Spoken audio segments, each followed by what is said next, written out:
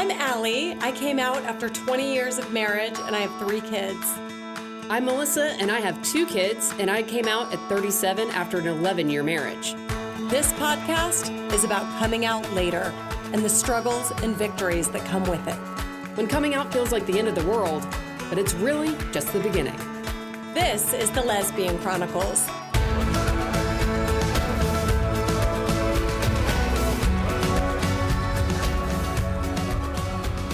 Lesbian Chronicles. Hey! We're the messy chronicles today. I know, we are the messy middle chronicles. Um, Some are messier than others. Like some, I would say we got at least, I mean, there were so many emails that I stopped counting. So there must be just like a lot of people in the middle. And I was like, man, we got out relatively unscathed through the messy middle. Unscathed. We had like the joyride. Right. So, and yeah, we figure who better to talk about the messy middle than people who are in it or have gone through it. So we are going to have a few people on this episode sharing their stories. First up, we have Gaberiella. Yes. Who was so sweet to reach out. Yeah, welcome, Gaberiella. Hi. And you're like, what did I get myself into? Why did I do this? Yeah, do you want to kick it off by just telling us a little bit about yourself and like where this all even began? Sure. So I guess I'm kind of still currently in it. I don't feel like I'll ever be out of it, honestly. Yeah, I remember that. Yeah, it's and I don't like, I'm very young, but I had kids and got married very young. So I feel like I've lived this like very long life to this point. I kind of knew, I had a feeling like I knew when I was young that I was not straight, but I kind of just ignored it and did what you do and married a man. And it was, we had 3 kids. I had 3 kids by the age of 19. Whoa. What? Oh Yeah, I had, okay. yeah, I had my first at 17 and then we had twins.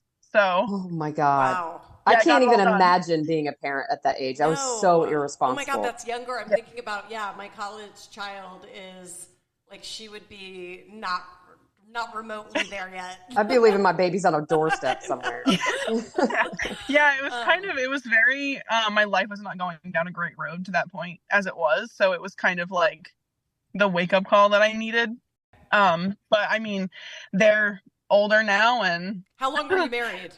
Or how long have you been married? We were married like almost 10 years. Wow. Okay. Yep. Wow. Yeah. So our divorce is very fresh. We just officially divorced last January. Co-parenting has been a nightmare, like pretty rough. Well, go back to before the divorce. So you're married, you've got these 3 kids. It's probably stressful anyway because you're both young and you're raising kids, but you're busy, but having these thoughts that are creeping up that you're not necessarily straight. Like what happened? It was like, I feel this is very common. It was kind of like a COVID thing. And I don't know like what was going on, but there was a lot of, I will say it was like TikTok. There was a lot of like so much. My For You page was very like for you, and I was like, this is suspicious. This feels weird. This feels very aggressive. So yeah, are they talking to me? Yeah, like is my FBI agent listening to me? Oh my God. So it was not. I didn't really realize that we were kind of not in a great spot anyway, and I was pretty unhappy. And I was like, I don't really like want to do this anymore. It was rough, and actually.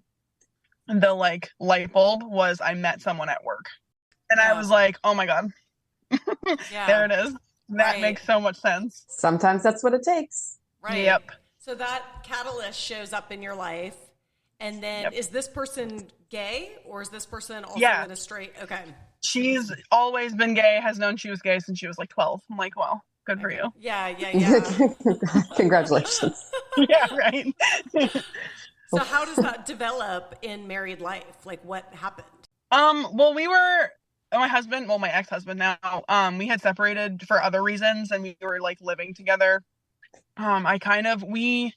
Myself and my catalyst became very good friends very quickly. And I was just like, wow, I knew like right away. I was like, I have very, very strong feelings for her. And, I told my ex-husband, like I had I kind of worded it like I have a crush on this girl that I work with. And, he was really insecure and very controlling, even though we weren't even together. We were separated, but it was that we were still living together. So it was that very fine line between being together and not. The definition of it was kind of, we were friends, and then we both had feelings for each other, and I was like, I want to see where this goes, because I feel things for her that I've never felt for any guy I've dated. So and you really didn't get to experience any of that. No, I really didn't. I never even, you talk about it all the time. I didn't know any gay people when I was young. I literally didn't know one single person. And the people that I did meet in high school were like very, very strange. So I was like, there's no way I'm anything like them. No, there's no way. It felt so scary and like not part of your world. Yeah. Yeah. So then did you let him behind the curtain, or like you're getting closer and closer to your catalyst, and then eventually it's like that hope of I could have this overcome? Yeah. He kind of forced himself behind the curtain. Like, didn't really have he was very, very, like, he had an iron grip on like my life and what I was doing and, who I was with and how I was acting. And we had a very volatile ending. It was not good. Our relationship now is not good. I can't even say that we co-parent. It's actually more like parallel parenting. Oh, I've wow. never heard that Parallel parenting. Yeah, it's like kind of like he parents them when he has them, and then I do what I do when I have them, and we don't really, there's no crossover. So what, is he mad just in general about divorce? Is he mad about the sexuality part? Yeah. I think he's mad about all of it. I think he's just mad. And I've told him, multiple times, that's fine. Like, your feelings are valid. You're entitled to be mad at me. I would be mad at me too. Were you, looking back, I couldn't live like that. And looking back, were you, like, I'm curious around, like, if we have listeners that are in that really initial stage, would you do anything differently, slower, faster, more, what would you change or not change? I think I would change probably a lot about it. My catalyst and I are actually currently dating. We've been together now for almost 2 years. I think I would have slowed down with her, but I didn't really have a choice because of, like, I had nowhere to live. She had nowhere to live. We couldn't afford to live on our own. So we moved in together very quickly. That was kind of like, we never really got the chance to date. We were like friends and then we were living together. Right. Oh, wow. It wasn't like, I never really got the opportunity to like, court her, I guess is the word. Yeah. And you've got these children, so you're also like battling that layer. I don't know if she has kids, but I do know that like in my early stages of blending and, the kids add another layer. So it's so complicated. Oh yeah, she doesn't have kids, luckily, which it sounds terrible, but I'm so thankful for, because I already have like 3 tiny people that I have to stress about constantly. Yeah. I'm glad that we're not adding any more to this equation. Right. Yeah, for sure. But that was it's even still now, it's hard for me to even allow her to like play a parental role, because I have that. I'm like, well, they have their parents. I don't need, it's hard. It is hard. It's definitely difficult. I would say like in my relationship early on, that was probably the hardest thing. Like if anyone asked me with she and I, like what is the most challenging, it's parenting. Oh yeah, absolutely. And just trying to, my kids were so cool about it. I was like, so I have a girlfriend. And I was like, do you know what that means? And my oldest, she's 10. She goes, yeah, you're gay. Like, you got it, girl. I was like, good guess. I love it. So they've been very, they love her. They have a very good relationship. They look forward to seeing her when we have them. But it's very much so like she's their friend, not like a parent role. Right. Which is probably the best way, truly. Yeah. Oh, yeah, definitely. It just like it saves me so much stress. I'm like, I'll handle them. Like, I've got it. You don't have to do anything. Just fine. And other people's kids, go ahead, Melissa. I'm sorry. When you said earlier, like that you feel like you're kind of in this place of like, when does it get better? When does it end? Kind of thing. Like, what would it take, you think, to feel like you're truly like on the other side of that? I don't really know the answer to that, because I had this vision of how like him and I would work together as co-parents. Like I wanted to be, friends, and I wanted this relationship where I can separate my personal feelings for him from like my feelings for him as my kid's dad. And I Yeah. was like, oh, we're going to be great co-parents. We're going to, do things together and spend time together and have this like ideal situation. But I think now it's just, I have to come to terms with the fact that it's not going to be like that. And I think once I can kind of get a grasp on that, it'll be a lot better for me. But right now I am still very much like, why isn't it this way? But do you see Yeah. moments in him of like he's softening or he's starting to forgive the past and move forward? Or is it just you're not there yet? I see it sometimes. Yeah. It's really hard with him because he's very like emotionally stunted, I feel. Right. So it's like I get these little glimpses of what we could have as like co-parents, and then he kind of like realizes that he's doing it and he's like, that's not happening. Yeah, shuts it down really I quickly. can't give you any like softness. It's not gonna happen. Right. Yeah. Yes, That's because such a he bummer. wants to hang on to that like anger. Yeah, it is. It's a wicked bummer. It is, but it's still new, relatively speaking. You were married a long time, so it's like I think sometimes what's hard is giving people grace in those early years. My ex, who was amazing, the first year had moments of like rage towards me that he could verbalize, though, that I'm so angry. But he loved, in the end, he loved me more than that rage, and I think that's eventually what happened, and probably what will happen with y'all. But it does take time for sure. And anger is like the easiest emotion easiest for emotion. people to feel. Right. Male, female, whatever. That's the easiest thing. Because it's a more acceptable emotion too, And somebody that's been safe for you all these years, like he probably felt he is safe with you to be angry. Oh, for sure. And that was definitely something like it did come up, and I know, like he won't ever admit that he's like hurt, but I know that that's what it is. My dad always used to say that anger is a secondary emotion. Oh, it's true. It's like, it's like there's always an underlying, like whether it's, you're hurt, you're sad, you're scared, like those are what you're actually feeling, but you're, presenting it as being angry. So I know, like I know in my logical brain that he's hurt and I hurt him. I probably broke his heart, but it's just he can't separate that from the kids, which is hard for me. Yeah. If you rewind back to when you were actually like living in that messy middle, like sometimes I remember going to bed at night when we were still under the same roof, and even newly after when we started nesting, but definitely when we were under the same roof with the kids, but we knew I was leaving, and talk about like that period. How long did that last? And sleeping at night. Oh my were God. you up all night? Like what was happening? It was such a long time. Yeah. It was so long. It was like we separated. I want to say we lived together. It felt so long. Like in hindsight, it really wasn't that bad, but it felt like every day it was a month, and it was just dragging on forever.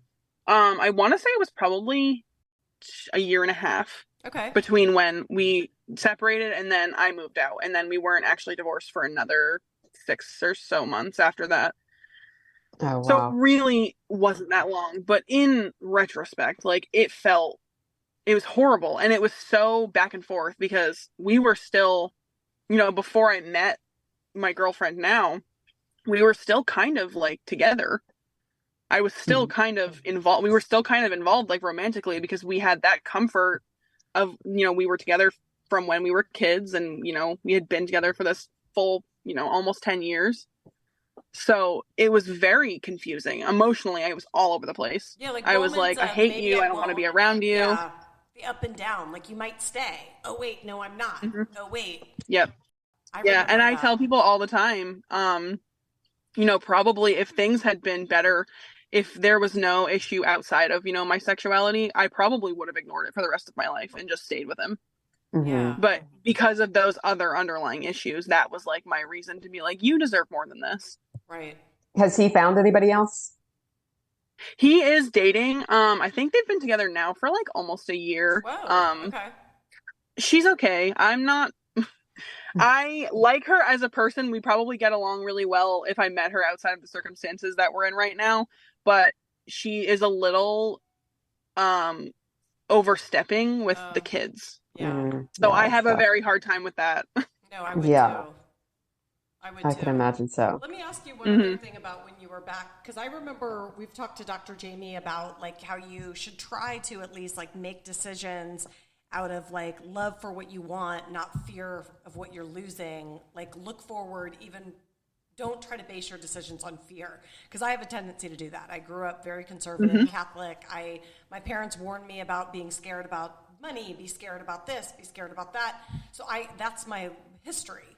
And so I remember when I was leaving and in that my messy middle, I remember thinking a lot about like, I'm trying to make this decision love-based and not fear-based. Do you remember like identifying that feeling at all in your own time of like, sometimes when I'm really scared, I want him, I need this, I want to stay, but then I do love him. What am I doing? And then it's like, yes, yeah, like talk about that a little bit. Cause I think a lot of people in the middle feel that high and low. oh my God, it's still, even to this day, like I still have problems. I still struggle with it. I'm working like actively to not feel that way. Yeah. I grew up similar to you. My parents were Catholic. Right. But at the end of the day, I grew up in a very like volatile childhood situation. Okay. So I met him very young, clung to him. He was like my safe space. He was my rock for a very long time. You know, we had this family together. And when things would get hard, like even still, I still want to go to him to like, can we comfort each other in this difficult period of time? Yeah. Can we reassure each other? So it was definitely, I was making a lot of my decisions based off of, you know, what if I'm making the wrong choice? Like, what if we call it quits and then everything would have gotten better and I just didn't give it the chance? Right. And now I'm alone and now I'm scared to death and I could have had him. Yep. And yeah. And we could have had this perfect family. Yeah. And so it's also, I think a lot of people who have nice relationships previously, or like you said, you grew up with him, that's your lean on. So now you take my lean on away and I'm going through this huge transition. Fucking A. Like it doesn't get any harder pretty than much. that. Yeah. It was tough. And it was like, it was, I mean, and really honestly, the reason that we were together for as long as we were is because I was so afraid to leave. Yeah. Because I didn't work. I stayed home with the kids. You know, he was the breadwinner and we had what we had because he worked so hard and we bought 2 houses together and we had gone through a lot like as a family. So I was like, I can't rip this all apart. Right. Because of some feeling that I may or may not have. Right. I'm too far invested. Yeah. It is kind of wild how we'll like question our feelings so much in it because I think it is so suppressed. It's like you don't quite it's like you're gaslighting yourself into thinking like this isn't legit, like this is temporary and it's going to go away. But I've been going through this since 2017, 2016, and it still hasn't gone away. So yeah. Right. Yeah. It's true. And you're in a new relationship that has, most new relationships have ups and downs. So it's also like, I remember early on with my catalyst, I'm not with her anymore, but there would be these moments of like, oh my God, like how did I end up in this situation? He felt so safe. This is new and foreign to me. And now I'm stuck here because I gave him up. Like there was also a period of like not sure about what I had because it's new, you know, you're not safe yet. It takes years to feel that kind of safety. Yep. Yeah, it's even still, I mean, we're 2 years in and it's arguably way better, but it's really difficult for me because I only ever dated men. I was only ever with men. And I'm like, I know how to deal with men and their emotions and how they react to things. And like being with a female, I'm like, I don't know what's going on here, but like you're giving me so much stress. I know. Anxiety. It's a very it's like a lot of anxiety. So funny. Yeah. All the time. Like I'm like, why am I so anxious? And she's like, well, I'm anxious. I'm like, awesome. You feel my feelings. Yeah. That didn't help at all. That's hilarious. Yeah. I'm like, thank you for that. Appreciate it. I love it. I have to say, like 5 years in mine, I still feel that way. Like it hasn't gotten total. I'd love to tell you it gets better. It's still hard to navigate. Perfect. I'm just going to be riddled with anxiety for the rest of my life. I just get medicated and move on. It's true. Well, I will say, you know, first of all, thank you for coming on and sharing and everything. Thank you so much. But I say don't give up on the co-parenting dream that you have. Way. You know, it might take a minute, but don't let go. Slowly kind of present things to him that might be comfortable for you guys to do together or something like that. And just keep casting your line, and maybe he'll eventually grab on. Yeah. I'll try. Tell you one thing. I'm hanging in. One thing my ex-husband did that I just always will remember, and I think maybe you could do this. I don't know, like you might be too angry. I don't know. But pick an anniversary or a birthday, and he would write me an email of like, he still does it, but all the things that like he still is thankful for about our marriage, what it was. And it's just like things just like you're a great mom. I love that these are your kids. Like, I'm so thankful. I'm thankful that we grew up basically together. Or like he's proud of me, or he'll, whatever it is. But I always like, that made me feel so reassured.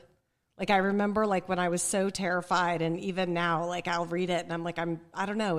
He put it out there on paper where it's I like, think it is good to kind of acknowledge the time that you spent together and that it meant something. Yeah, it meant something. So I don't know. For what it's worth. I try to do that. Yeah. He's like, ew, stop. I'm like, Yeah. I mean, men, they're a tough nut to crack. So yeah, women are Sure. tougher, but yeah. Well, Gaberiella, thank you so much. best of luck. No, thank you guys for having me. I'm so excited. Yeah, we'll check back in and see how you're doing in a year, maybe 6 months. Awesome. I look forward to it. All right. Well, that was so brave of Gaberiella to come on. And now we have someone else who's brave to come and talk about their messy middle. Welcome, Alexa. Yikes. Hello. Thank you so much. Yeah, we're just thrilled that anyone, because this is probably the hardest part, is like when you're living in that in-between stage. And so it's kind of cool to catch people in that raw time, either right in it or right after, because you can really identify the emotions that go with that. I think it's fresher. Like, it's been so many years for it us. has. We kind of forget. And we also were just saying earlier, we kind of got out unscathed in this. For sure. Like, we didn't really have like a ton of like pushback and hardship to kind of, outside of the coming out part. Right. We had relatively cooperative partners and that kind of thing. But So, anyway, give us a little preamble to where you are right now and kind of what led up to this, Alexa.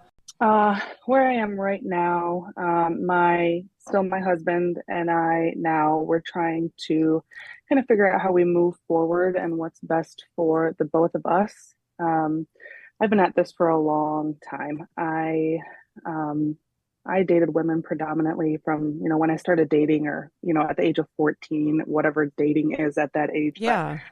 14 to about the age of 22.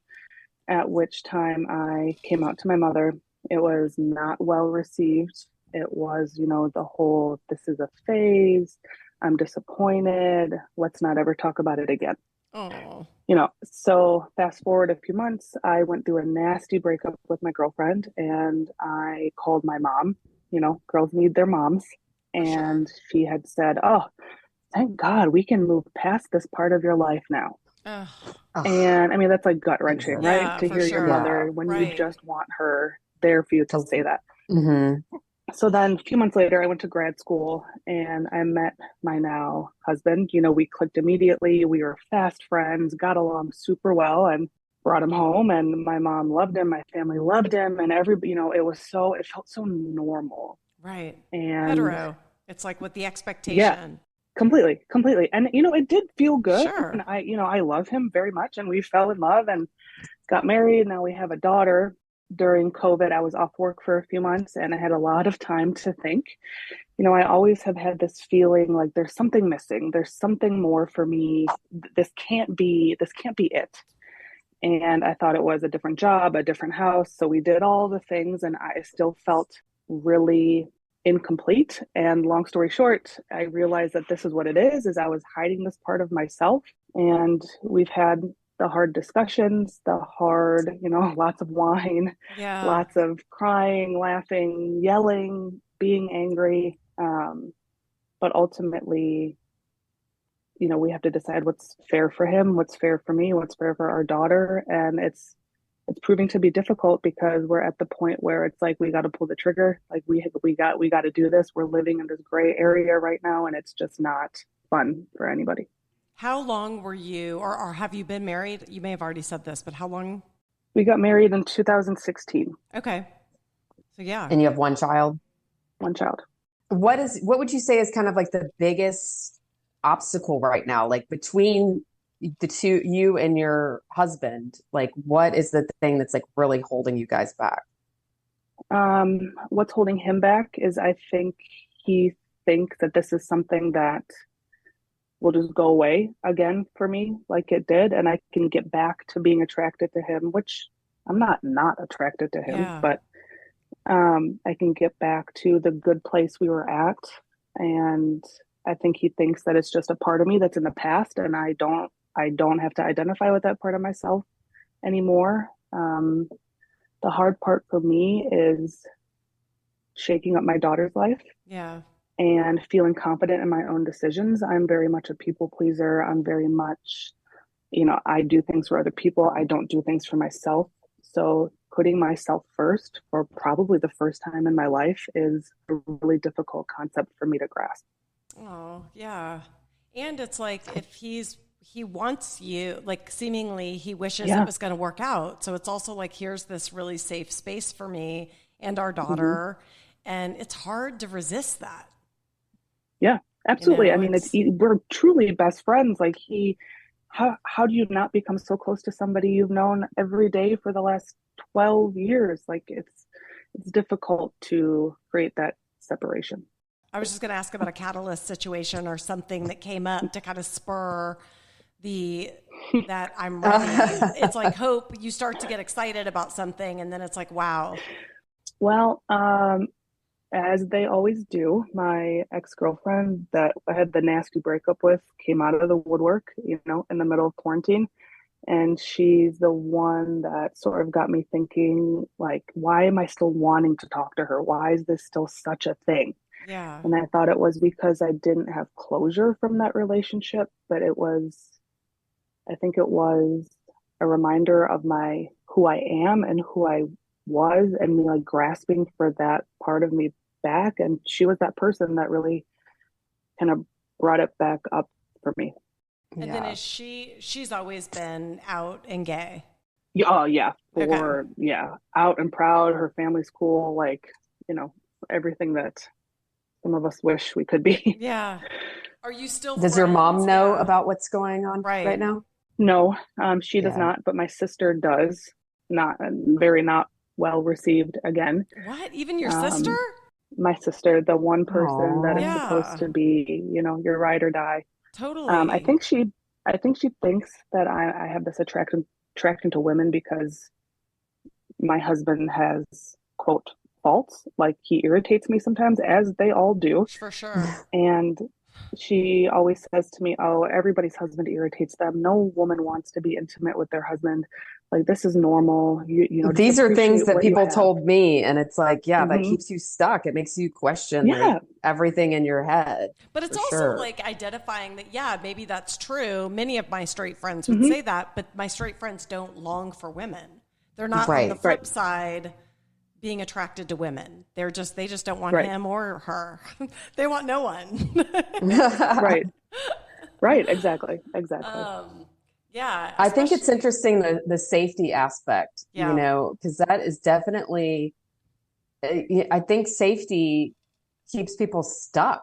So, like that is like one of the biggest things that, no one wants to be alone. No. And no one wants to even spend that in between time alone. Getting divorced and then having to find someone new, like that just sounds so like scary. And so it does. And like dating and like, I don't know how to do that. Like this person that knows you, you don't have to like put in the work and do the small talk and all that, you can just like sit quietly. It's very daunting. It is daunting. It is daunting, but it's also exciting and it can be fun. And like, I think you learn a lot about yourself in the process too. So yeah, is absolutely. there any potential with the catalyst, or is this just a friend? No. Okay. No.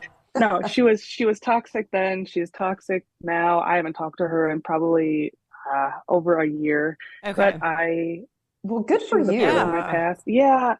Like, it was. That's awesome that you're able to recognize that and not just cling on to something that's like gonna get you out. Yeah, something easy. I tried.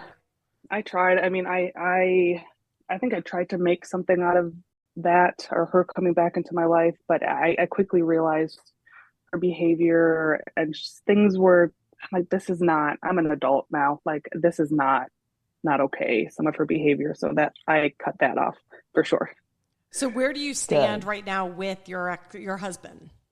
Like, how do things look? Well, right now it's been pretty tame right now. So the way that we kind of function is we take one big step and then we sort of settle a little bit, and then we take another big step and then sort of settle. But right now, the majority of the time, I'm actually staying with my mother, which is really not great. Oh. We still have our home together that we own. So we've been doing little updates around the house that will make it the value increase. So the next step is deciding, when we put the house on the market, and let's go from there. So the big next step. Have you thought about where you might live? Like, I remember in those early days, that gave me some hope, as like I would start to look at where I might go and sort of start to plant like excited things in my life that I was kind of excited about. Yeah, I mean, I've definitely looked at apartments.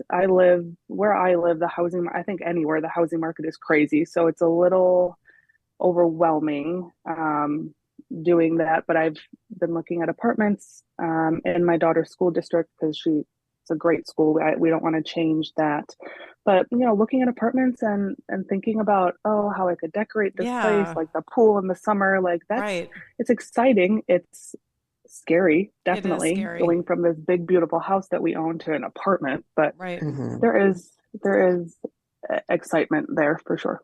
Yeah. I think that for me, that used to feel like a little bit exciting, but then, like you're saying, like a little bit scary. Cause like I was looking at places and being like, like this is not as nice as where I live right now. Yeah, like, absolutely. This sucks to give up this like nice big house and with a pool and everything. And then be like, and now I'm going to go live in like an apartment. Like, ugh. Right. But right. I wish at that time that I knew how temporary that was going to be. Like that was just step one. And then you can build up and save some money and figure out more of like where you want to be and move. Like, and I don't even like, we nested in an apartment where we would take turns in the apartment and then be in the house. But I remember like, I thought I would not like it. And then I loved it. Like there was something like really wonderful about that. I did like that period. Portion. Like, cause we did the same thing. We had like a studio in Atlanta and I loved to be in that studio. Yeah. It was like comfortable so fun. and you could walk places. Are you in a big city, Alexa, where there's a gay community? Yeah. Yes, there's a very large, I live in a college town. So there's a very large like social scene here. Very large gay, lesbian population for sure. Okay. Awesome. Yeah. So you'll be able to get out there and start to build community. Mm-hmm. Have you started to do that at all yet? Oh, geez. It's hard. I mean, I work full time and I have my, our daughter that I try to spend as much time with as I can. So interestingly enough, or not interestingly enough, all of my best friends, all of my close friends are lesbians. They're all gay. Well, there we go. Yeah. Wait a minute. Yeah. They're probably so excited. Well, yeah, they're excited. They've all known me like back in, my past and through my marriage and all that. So, the overwhelming responses were not surprised. Okay. So how does that feel? I wish they would have said something. Yes. Yeah. One of my best friends told me the night before my wedding, a couple of them got together and they were like, should we say something? Do we just let her do this? What? Yeah. Oh my God. Yeah. And I was like, dude, like, why didn't you say something? But and had they like, said something, what I was going to say, even if they changed? said something like you were already getting married the next day. Yeah. But yeah, like what was I going to do? But maybe that's tough. Maybe a few months before. Right. Like, an anonymous email. I don't know. Maybe? Right. Like one of those ransom letters. Like I don't know. But it's something also like, again, would it have changed? I don't know. But and Alexa, if you're like really deeply honest, you already knew. Likely if you had like been with women, it's like it's almost like your family and your life, your experience shut it down in you, but quietly Like, I'm sure them telling you was just like, okay, like, yeah, I know, Yeah, but I got to try to have this life because otherwise my mom's going to suck and my sister's going to suck. And I don't even so think it's a bad might as well give it a decision shot. necessarily. Yeah. Like, he probably was a huge part of your evolution into who you are now that's strong enough to go do this on your own. Like, in some ways, it's like the gift of my life before. I wouldn't change any of it. There's nothing about it I would change. Yeah, no, definitely. I wouldn't change a single step of the way. We've gotten our daughter out of it, and I would not change a single thing. And to my husband's credit, he's always been my biggest supporter. I mean, sure, he feels some type of way about this, as I think they all do, but he's had his anger, and he's going through the stages of grief as he's allowed to. But in the end, he's always said, I just want you to be happy. Like, live your life, like, be you. Like, who am I to stop you from doing that? So, credit where credit's due. He's been great. Yeah. That's awesome. That is awesome. That. Yeah. Well, we so appreciate you being brave enough to come on, Alexa.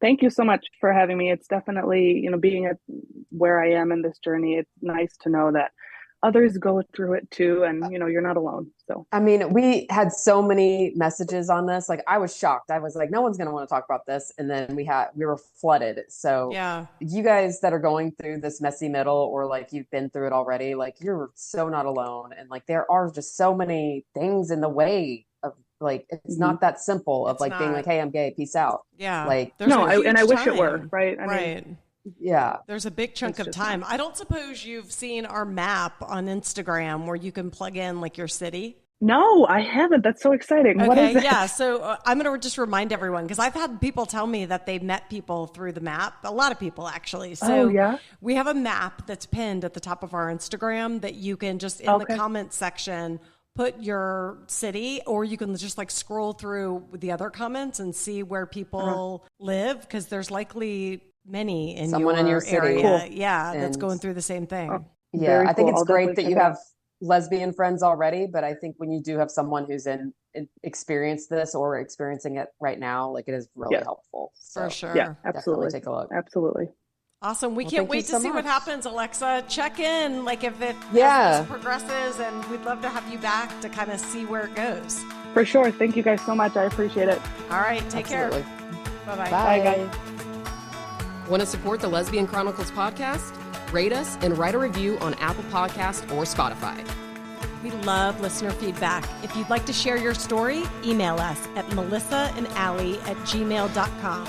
That's Melissa, MELISA, and Allie, ALLI, @gmail.com. Or follow us on Instagram at Lesbian Chronicles.